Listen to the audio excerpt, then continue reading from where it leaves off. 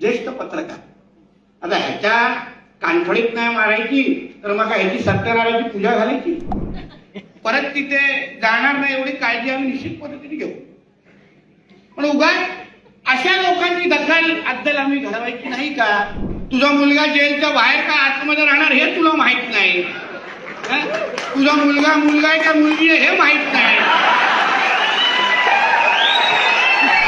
तुम्हाला मुद्दाहून वाचून दाखव. निखिल वागळे म्हणतो, सर्वसाधारणपणे मी अशा मारहाणीच्या विरोधात आहे. आता हा विरोधाला कोण मच्छर पण आयुष्यात मारला नसेल. सर्वसाधारणपणे मी अशा मारहाणीच्या विरोधात आहे, पण हिंदुत्ववादी ट्रोलरची लायकी हीच आहे. हिंदुत्ववादी ट्रोलरची लायकी हीच आहे. आव्हाडांच्या कार्यकर्त्यांना आणखी यादी मी देऊ शकतो. बोलतो कोण? निखिल वागळे, ज्येष्ठ पत्रकार. आता ह्याच्या कानफडीत नाही मारायची तर मग ह्याची सत्यनारायणाची पूजा घालायची, सांगा तुम्ही मला. आणि काय समर्थन करणारे कोण लोक आहेत जे त्याच्या बाजूने बोलणारे लोक आहेत? तो आमचा तो सकाळचा माझा गिराईक संजय राजाराम राऊत. अरे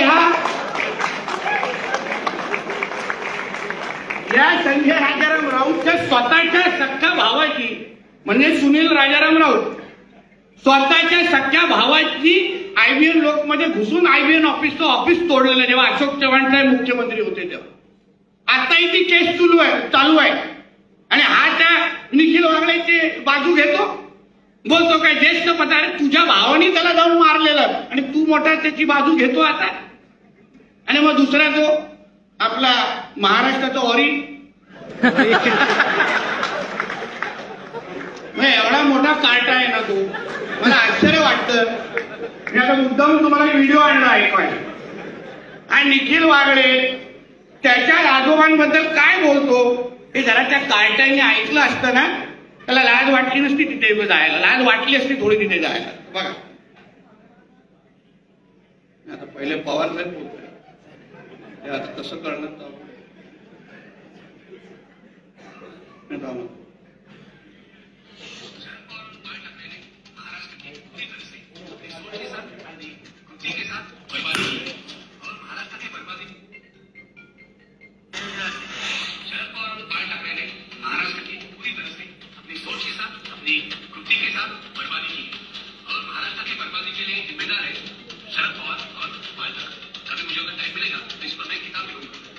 किताब लिखी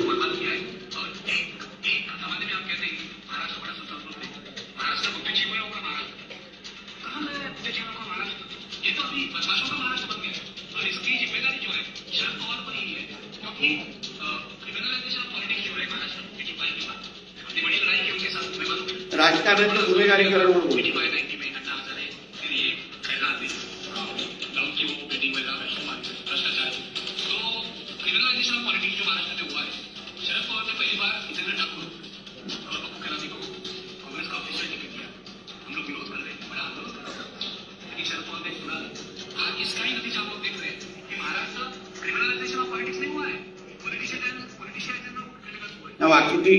किती नालायक आहे बघा. आणि ह्याचं भाषण ऐकायला पवार साहेबांचा नातू तिथे जाऊन बसतो, म्हणजे तो त्याच्यापेक्षा मोठा नालायक आहे. त्याने तर खरं म्हटलं तर ना, एक कॅमेरा ना रात्री बेडरूम मध्येच लावून टाकायचा त्या रोहित पवार. सतत राहायला आवडतं. मी त्याला बोललो, अरे बाबा तू देशावर बोल, बायडन पुटिन बिटिन हे आपल्या राज्यात नाही राहत. सगळ्यांनी थोबाड ओढ. हे असे लोक, ह्या लोकांना आता ह्या निखिल वागळे तुम्हाला 2 उदाहरणं दाखवली. आता मग अशा लोक जेव्हा आदरणीय आमच्या पंतप्रधानांवर बोलतात, आदरणीय अडवाणी साहेबांवर बोलतात, आम्ही लोकांनी काय बोलायचं नाही, काय करायचं नाही? अहो लायकीचे तरी हे लोक आहेत का?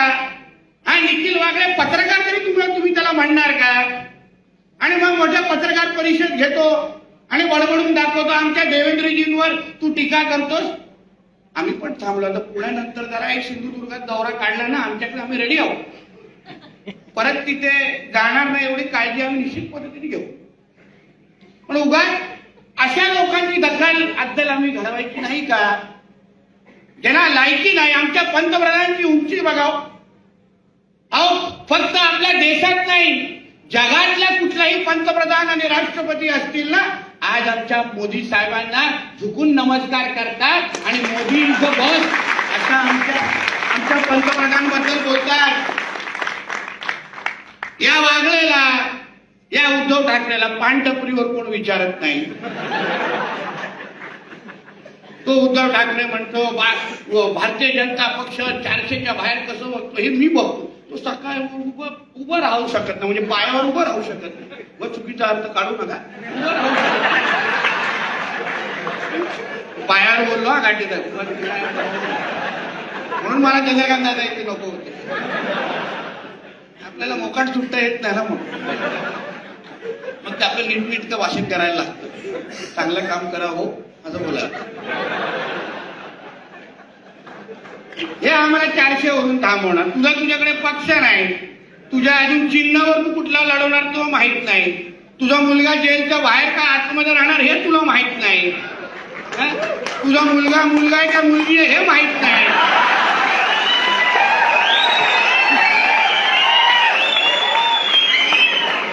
आता तुम्ही विचार करा, इथे अगर आदित्य ठाकरे भाषण करत असता आणि मी तिथे बाहेर उभा असतो ना, मला वाटत असतं त्या महिला मोर्चाचं भाषण तुमच्या पुढे फार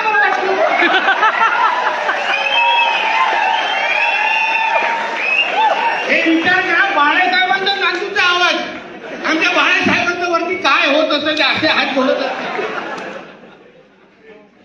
आणि हे आम्हाला परत 400 पार वरून थांबवणार.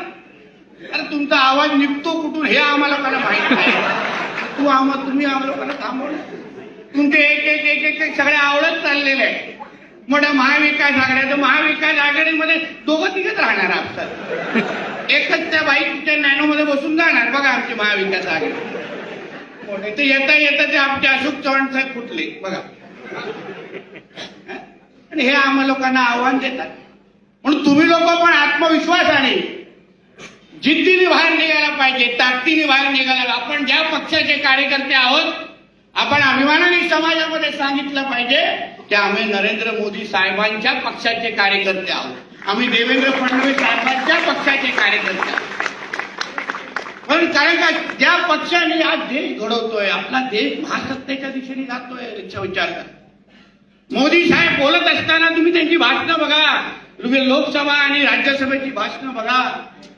तिथे त्यांनी स्पष्ट सांगितलं की पुढच्या 5 वर्षामध्ये आपल्या भारताला जगातल्या 3ऱ्या क्रमांकाची आर्थिक महासत्ता मोदी साहेब बनवणार आहे. अशा ताकदीचा पंतप्रधान अगर आमच्या पक्षाचं नेतृत्व करत असेल तर युवा मोर्चाच्या कार्यकर्त्यांनी कसं कुठल्या दर्जेचं काम करायला पाहिजे, किती पेटून उठून काम करायला पाहिजे याची जाणीव तुम्हा लोकांना निश्चित पद्धतीने झाली पाहिजे. म्हणून हे नियुक्त पत्र तुमच्या हातात आहे. पण तुम्हाला आवर्जून या निमित्ताने सांग ते समाजामध्ये फिरत असताना जेवढं तुम्ही भारतीय युवा मोर्चाचे कार्यकर्ते म्हणून जसं फिराल, त्याच्याही पेक्षा महत्वाचं म्हणजे तुम्ही समाजामध्ये हिंदू म्हणून तुम्ही फिरला पाहिजे. हिंदू म्हणून, कारण का माझ्या तरुण मित्रांना सगळ्यांना मी सांगेन की आज जे काय आजूबाजूला चाललंय ते तुम्ही बारकाईने लक्ष ठेवा.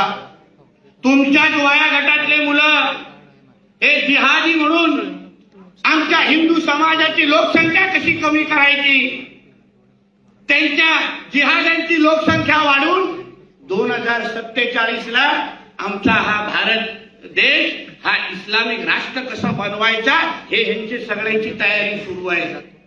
हे जे काय लँड जिहाद, लव्ह जिहाद बद्दल जेव्हा आम्ही बोलतो, अहो तुमच्या पुण्यामध्ये पॉप्युलर फ्रंट ऑफ इंडिया आणि बाकीचे कोण कोण मोठे मोठे त्याचे लीडर सापडलेले आहेत.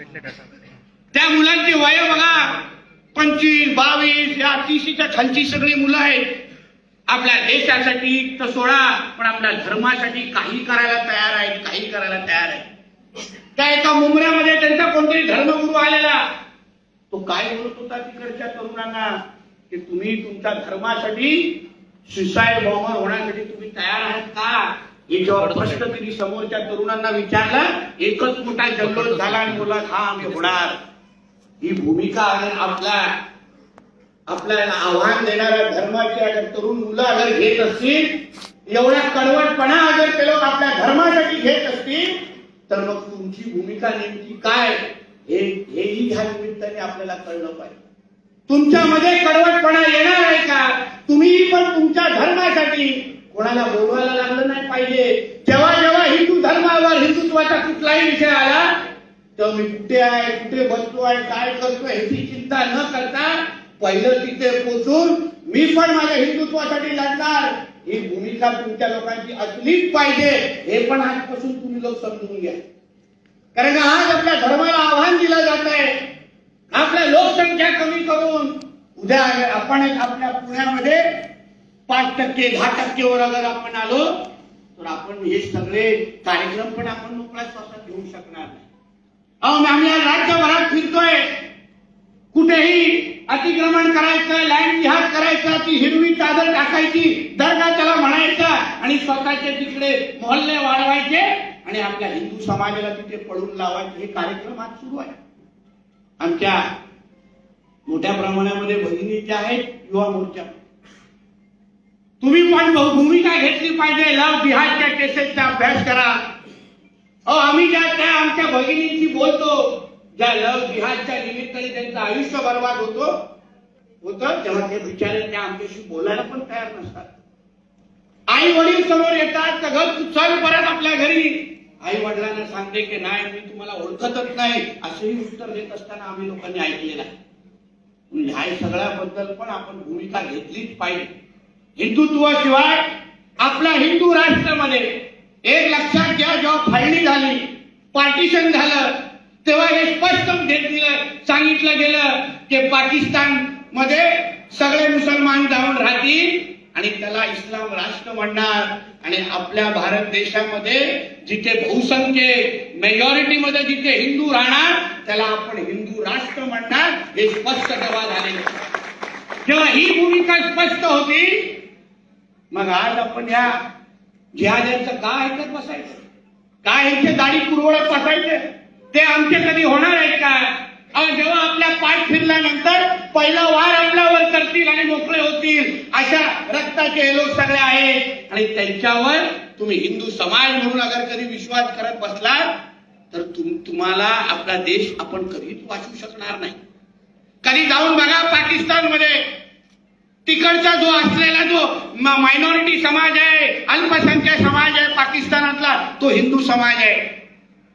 त्या हिंदू समाजाला धमकवलं जातं की तू अगर इस्लाम मध्ये अगर तू धर्मांतर तुझं केलं नाही तर तुला आम्ही जिवंत ठेवणार नाही. सरकार कुठल्याही पद्धतीची सुविधा त्या लोकांना देत नाही, कुठलंही काय करत नाही. आपण तर किती लाड करतो इथे, म्हणजे त्याला उठण्यापासून झोपण्यापर्यंत लग्नापर्यंत सगळे कार्यक्रम करतो आणि ते एक लग्नापर्यंत थोडी थांबतात.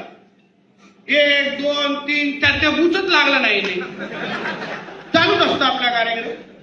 1 झाला का 2, 2 झाला का 3, अरे बाबा थांब, फास्ट ट्रेन आहे की तुझी, पण चालूच असतो. पण आपण सगळ्यांचे लाड आपण सरकार म्हणून, महाराष्ट्र म्हणून आपण सहन करतो. पण तीच भूमिका पाकिस्तानमध्ये बसलेल्या आपल्या हिंदू जिकडे अल्पसंख्याक त्यांनी घेतली असती तर त्या लोकांना परवडलं नसतं.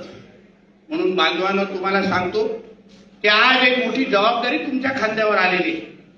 आज जे काही करण असेल किंवा आमचे भारतीय जनता पक्षाचे नेतृत्व असेल, या लोकांनी जो काही विश्वास तुमच्या खांद्यावर टाकलाय तो पूर्ण विश्वासाला पात्रते उतरण्याचं काम तुम्ही सगळ्या जणांनी करावं. एवढा विश्वास तुमच्यावर टाकण्यासाठी आलेलो आहे. तुम्ही ही जबाबदारी घेतल्यानंतर आमचे आदरणीय देवेंद्र फडणवीस साहेब असतील, आपले बावनकुळे साहेब असतील किंवा आमचे मोदी साहेब किंवा नड्डा साहेब किंवा आमचे अमित शहा साहेब असतील, या नेत्यांकडे कोणीही वाकड्या नजरेने पाहिलं तर तुम्ही तुमच्या पुणेरी भाषेत उत्तर द्या, पण नंतर थोडं आमच्याही भाषेत उत्तर दिलं तर काही हरकत नाही. शेवटी त्यांना अद्दल घडली पाहिजे, त्यांना कळलं पाहिजे की युवा मोर्चाचे कार्यकर्ते हे सहन करत नाहीत. ही भूमिका आणि प्रतिमा तुमची तयार करावी. या निमित्ताने या सगळ्या गोष्टी बोललो. तुमच्याकडून अपेक्षा व्यक्त करतो की तुम्ही जे जे जबाबदारी इथे घेऊन जाल ती जबाबदारी निश्चित पद्धतीने पार पाडाल. आमच्या करणला मी विश्वासाने सांगतो की तू सुरुवात चांगली केलेली आहे. फक्त घाटे साहेब त्याला सांगितलं की जरा मराठीचे अग्रलेख वाचायला सुरू कर. आपण असे फॉरेन लँग्वेज मध्ये आपण बोललो समोर कनेक्ट होत नाही. आम्ही पण तिथूनच शिकून आले, मी काय तालमीतून आलेलो नाही. पण त्याच्यामध्ये गुण चांगले आहेत. वडिलांचा वारसा आहे, वडिलांचं गुडविल आहे. आमच्या मिसाळताईचं प्रचंड मोठं काम आहे, प्रचंड मोठा अनुभव त्याच्या मागे आहे. आता फक्त कार्यकर्त्यांना घडवणारा नेता म्हणून करंजी ओळख झाली पाहिजे, एवढंच शुभेच्छा तुला आजच्या पत्र देणार आहे, त्यांनाही मनापासून शुभेच्छा देतो. इथेच थांबतो. जय हिंद, जय महाराष्ट्र.